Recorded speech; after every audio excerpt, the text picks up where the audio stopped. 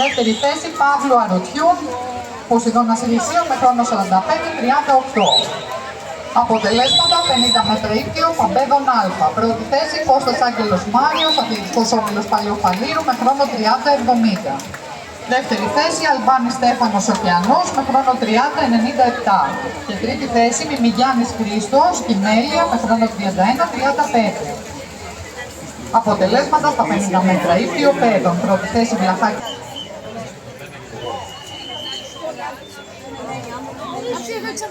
Ναι, τι μπορείτε τώρα στο βέβαια.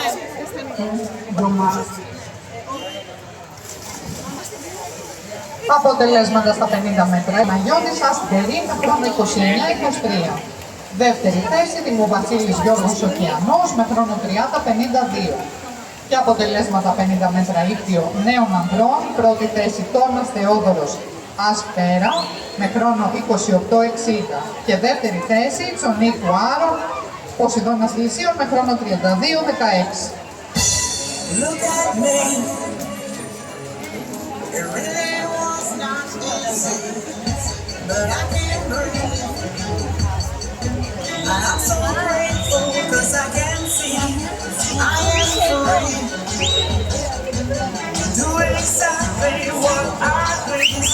So come with me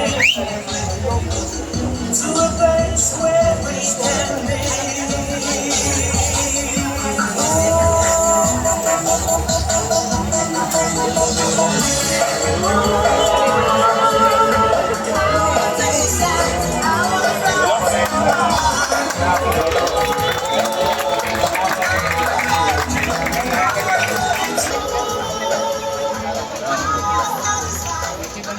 Σειρά δέκατη.